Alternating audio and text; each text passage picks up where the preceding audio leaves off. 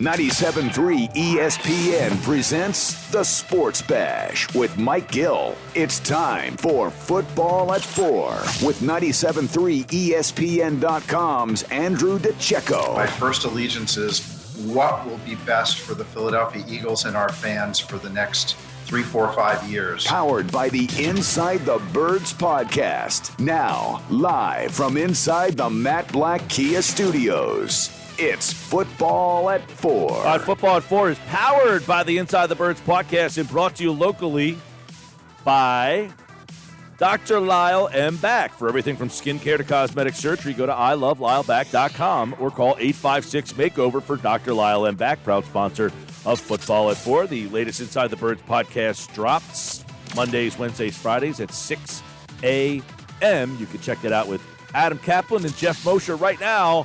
Andrew DiCecco from 97.3 ESPN.com covers the Eagles. Joins us here for Football at 4. And let's take a look at everything that's going on off-season draft-wise. Andrew, we want to dive into something with you that you're the perfect guy for Football at 4 today. I know how much you love the draft and how much you study the draft. So let's get into this. I don't know if you saw Bucky Brooks' most recent mock draft, but, man, I wanted to get your opinion on what kind of reaction there would be if the Eagles took a tight end with the 6th pick in the draft. Yeah, well, I mean, I think the Eagles could stand to trade down a little bit in the first round and still be able to get Kyle Pitts. But when you look at Nick Sirianni's offense, it's you're going to see a lot of 2 tight end sets, I would assume. And Zach Ertz probably won't be here. So, I mean, you could certainly justify getting another elite tight end. And when you look at Kyle Pitts, the thing with him is he's not just a tight end. You can move him around. You can use Goddard Goddard's going to be the dominant blocker, but Pitts can be a wide receiver. You can move him in the slot. You can move him all over the place. He's a mismatched weapon, and he runs routes like a wide receiver. And in some cases, I would be inclined to say that he runs routes better than many of the prominent wide receivers in this draft. So, I mean, could they stand to go elsewhere? And yes, that would be a luxury pick in my opinion. But, I mean, he would certainly be the ultimate weapon that you can move around, and it would help any quarterback out, obviously. Let me ask you this. If you're considering taking a wide receiver at that spot, would you then say, why not consider Pitts? If you're already thinking about taking an offensive player and it's a skill position player, why not? If you're going to take one of those wideouts, would you consider including him into that mix? I mean, I think you have to, and then look no further than the Brian Johnson connection there at Florida, who has familiarity there. He's able to give a little bit of insight about what kind of a player he is, what kind of mismatches he can present for a team, how to best utilize them, and what he's going to be like in the locker room. I think that can't be discredited, and they could certainly go that route. I mean, they're going to use 2 tight ends. That's going to be if you look at what Nick Sirianni did with the Colts, that was, you look at Jack Doyle, you look at Mo Alley Cox, you look at Trey Burton. Those guys are all heavily implemented into their offense, big pieces of their offense. So when you get a guy like Kyle Pitts, he's such a rare athlete that, like I said, you can move him around, and and that's the way the NFL is really trending, to get these movable guys around to create mismatches, and he's going to be a really good one for a long time in the NFL. Yeah, you make a great point saying that Sirianni's past implements the 12 personnel and the tight end. But I just wonder, based off of the situation at quarterback with Carson Wentz, if they do go after Pitts, do you think that it's a statement to Carson Wentz like, hey, we know you love the tight ends. We know it's your safety blanket. We're trying to fix you. Why not get you a piece that makes you feel more comfortable? Although, look, with the wide receiver, I guess it's a similar statement. But I do feel it's different with the tight end position. Yeah, I mean, I think you're in that position. You're not necessarily thinking of the quarterback. You're thinking of getting the best player available that's going to help your team. And he's certainly a blue-chip player. Like I said, I've always been a proponent of fortifying the lines, whether it be the offensive or defensive line. If Panay Sewell's there, the offensive tackle from Oregon, I certainly think he deserves some consideration. Any of those, wide receiver, tight end, tackle, that's going to help any quarterback, regardless of whether it's Jalen Hurts, Carson Wentz, doesn't matter. But I do think that given the philosophy of the coaching staff, I think it'll be centered around an offensive player. What about Pitts would be exciting if they were to get him. And to you, is he the clear top tight end in the class? Yeah, it's not even close. He's the top tight end in the class. And what should excite fans if he was going to be the pick, Mike, would be the mismatches. And you're going to see that in the Super Bowl with Travis Kelce. Those are the type of things that Kyle Pitts can do for the Eagles. He's more explosive than Goddard, which is kind of amazing to say because Goddard's explosive in his own right, but he's got more of a vertical element to his game. He can make things happen after the catch. He can turn cornerbacks around with his route running. He's very polished and refined, and you don't really see that a lot of times with NFL tight ends. And like I said, you can't view Kyle Pitts as just a tight end. That's just a label. But when you look at his film and you can see the wide array of skill sets that he has, you have to be enamored with that. Yeah, obviously this is all hypothetical due to the mock draft, but how much influence do you think someone like Brian Johnson would have on the selection if they do go down that road, considering he coached at Florida? Yeah, like I was saying earlier, I think that would be his words would weigh a lot in the room because he's going to know what kind of guy is this in the locker room. What are his strengths? How can you best utilize him to the offense's advantage? What does he need to work on? What should we be harping on from day one with him? What weight do we want to see him play at? Because he's a little bit of a lighter tight end than the mold of a Trey Burton. These are all different, unique insights that Brian Johnson has that I certainly think will be a factor when the evaluation process is taking place and in that war room. Now let me ask you, Andrew, do you like Pitts better than any of the three wide receivers? To an extent I do, because I like the big-bodied option. I like the fact of having a guy that you can move around, that you don't just have to put in the slot or you don't just have to put on the outside. He just adds to the you get a guy like Jalen Reagor in space. You get Kyle Pitts and you move him around. You have Dallas Goedert. I think that these are the type of players that would really fit with a Nick Sirianni offense. Just from a versatility standpoint, I think it just makes the offense run that much more smooth. And if you want to get as many good players, obviously, as you can, not saying, obviously, that Devontae Smith and Jamar Chase aren't, but I think Kyle Pitts is a plug-and-play guy from day one. He's ready to go. He's polished. He's very refined from a route running standpoint. Can't say that with Jamar Chase at this stage of where he's at in the pre-draft process.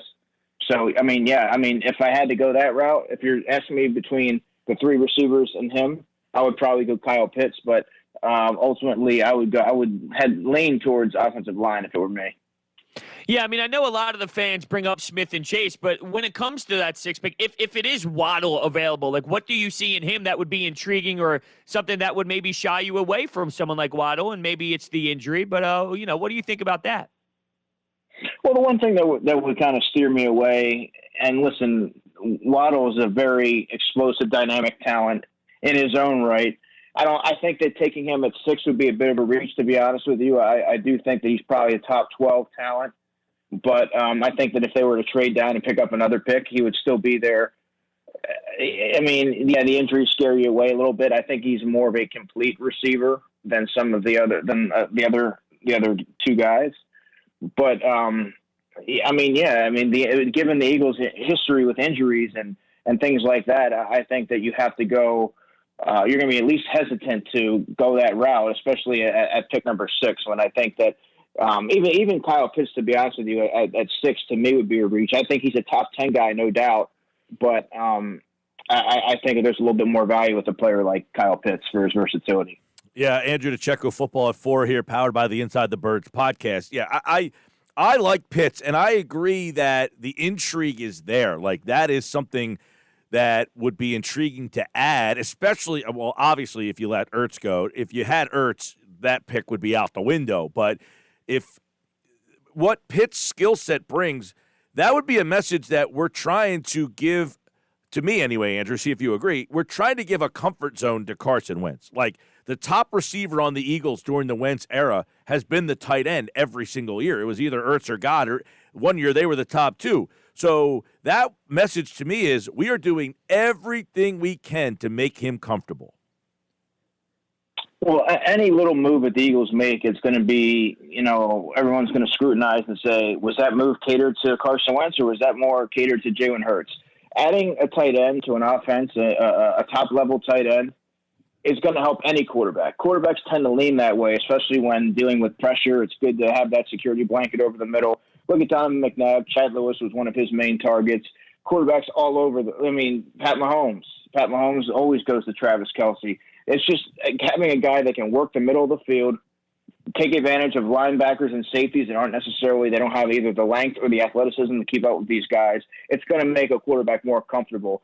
So, it doesn't matter. I think if they were to go with him, it still would be a reach to say, oh, this was more with this move was made with Carson Wentz in mind. I think that would help any quarterback.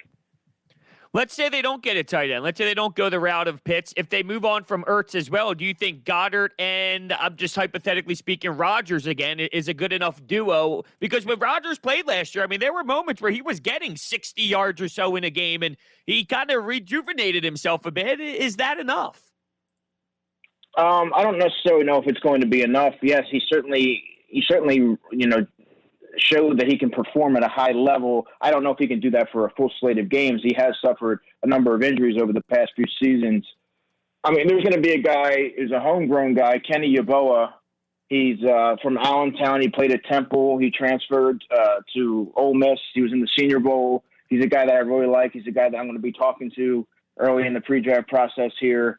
He's another guy that I think can be a 4th or 5th round player that can also create mismatches and things like that if you don't want to necessarily invest blue chip talent, a high draft capital pick on a tight end and that high. There's going to be other options there to get some of these guys. So I don't know that you can go into the season with just Richard Rodgers as the primary backup to Dallas Goedert, because both players have a lengthy injury history. Yeah, and I know that one thing for sure is the wide receiver room is going to be kind of interesting. You talk about the tight ends, but for the first time for 2 straight years, Andrew, they're going to have the same wide receiver coach, a little bit of continuity there. And this is going to be a really interesting wide receiver room if they don't take a wide receiver at number 6. So, what they have left here, do they have to add to it, or is this young crew something that with Moorhead for the second year that you would be intrigued to bring back as is? I think they need to add another big-bodied receiver because obviously J.J. Arcega-Whiteside has not really panned out, and you don't want to go into this season assuming that this is going to be the year that he turns the corner, because if you don't do that, then it becomes a house of cards, and you have a lot of guys that are playing out of position, and you're forcing a lot of guys to do things they're not necessarily accustomed to doing, much like you saw this year when they put all the eggs in the Deshaun Jackson and the J-Jaw basket. I think if they could add a big-bodied guy, I don't know that you need to invest a premium pick in a player like that. And I do think that they have some pieces there that it would be nice to see how Aaron Moorhead can build on what he's already worked with these guys on with a full offseason. Your Quez Watkins, who kind of resembles, who can have maybe somewhat of a T.Y. Hilton role in this offense, perhaps. You have Jalen Reagor, who's going to have another full offseason. John Hightower. You want to see what you have in these guys, and you want to let these guys develop instead of having to completely, sweep the room and get a new guys in there. And you really need to see what you have. And without having to completely overhaul it, I think you can stand to add yet another player. But let's see what you have there first. And given they're going to have a normal offseason, second year receiver coach for the first time in a long time, let's see what Aaron Moorhead can do and get the most out of these guys. All right. Now, what did you think? Because they kept changing the receiver, how do you read into how the receiver coach has done, or they've been scapegoats?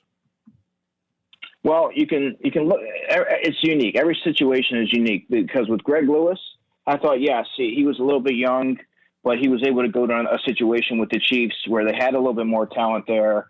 But as Jeff outlined, the good players didn't regress, and the younger players, the backup players, they kind of saw their roles elevate, and they kind of elevated their play. And I think Greg Lewis could have been given another year, but But there's a guy like a Hunter Brewer who I don't believe I think that was solely on the coach. The guy who came in from UNC, Matt Collins, the wide receiver coach. Carson Walsh, it was evident that it was the coaching with him. It wasn't working out. Didn't have the command of the room. Mike Rowe was the best wide receiver coach that they had. But in the case of Aaron Moorhead, some people like change just for the sole purpose of change. You have to really look at beneath the surface. What was Aaron Moorhead kind of dealt with? The shortened offseason, a very young receiver room where the veteran players were injured for most of the season. A lot of this stuff was done virtually. He didn't have a lot of time with these guys, but towards the end of the season, you started to see some of the light come on for some of these guys, like a Quez Watkins, like a Jalen Reagor. And you kind of just want to build on that, because if you keep shuffling through coaches, that reflects very poorly on the front office, and it's not always on coaching. You can certainly point to that in some areas. Ken Flagel and Corey Unlin in the past, and there's many examples, but Aaron Moorhead's not one of them. Speaking of coaches, now that we heard from Sirianni a couple more times, any new thoughts, any different feelings? I did stumble upon a clip of him speaking in the locker room to the Colts. That made me feel a little bit more comfortable. It felt like he was more comfortable in his natural habitat. But has anything changed in terms of how you feel about him? Well, I've kind of always perceived him to be a high-energy guy, more so. I don't like to read into pressers too much. You like to see how the players respond and how training camps run, and you'd like to see the rotation of players and kind of just his offensive design and philosophy. That's really what I base it off of. And yesterday, what really struck me when he spoke on WIP, Nick Sirianni, he mentioned competition. That was something that he called a core value, something that he plans on harping on. But my question to you guys is, if you are going to move forward with Carson Wentz, you heard him mention competition at all positions. Given the stories that have come out about Carson Wentz's ego and entitlement and ability and his knack for undermining coaches, do you really think he's going to be all in on a quarterback competition in the summer? I would imagine that's going to be a tough sell, right? I mean, don't you guys think Absolutely. That's a tough sell, that you're going to tell Carson Wentz, hey, you got to beat out, or that it's going to be an open and fair competition with Jalen Hurts? Yeah, I mean, and this is coming from a rookie head coach, a very young coaching staff. You're having that's his boss now. You're saying, hey, look, this is what it's going to be. Given the sensitive nature of Carson Wentz, I think that would be a tough sell for him. And, it's kind of hard for me to fathom him wanting to be like, okay, yeah, that sounds good. I'm ready to take on the challenge and see where it goes. I think that would be a tough sell for sure. Andrew DiCecco, Football at 4. Competition is what Sirianni has brought up, a couple times. He brought it up with John Clark on NBC as well, NBC Sports Philly, when he talked about it. And he also acknowledged, guys, that he did not do a good job at the press conference. And he kind of made light of it. I don't know if you guys caught this, but he said, I need to go back and watch the tape. I'm going to have to go back and see but he kind of made light of the fact that he understood he did not do a good job. And I can appreciate that, right? I mean, that's something I can appreciate is, hey, I didn't nail that press conference, but next time I'll do better. Yeah, I mean, self-reflection, being honest with yourself, being able to evaluate and know where you could improve as a coach or how you presented yourself. Self-awareness is a very it's an uncommon trait that you would think that a lot of people in a leadership role would have, but he definitely was able to evaluate where he went wrong and improve on that. He seemed a lot more comfortable on air. Of course, he's not in front of a room or in front of a bunch of people on a Zoom conference this time. But I mean, just like I always say with everything, let things play out. I'm never one to snap to a premature judgment on a certain topic or player or situation. Just let it play out.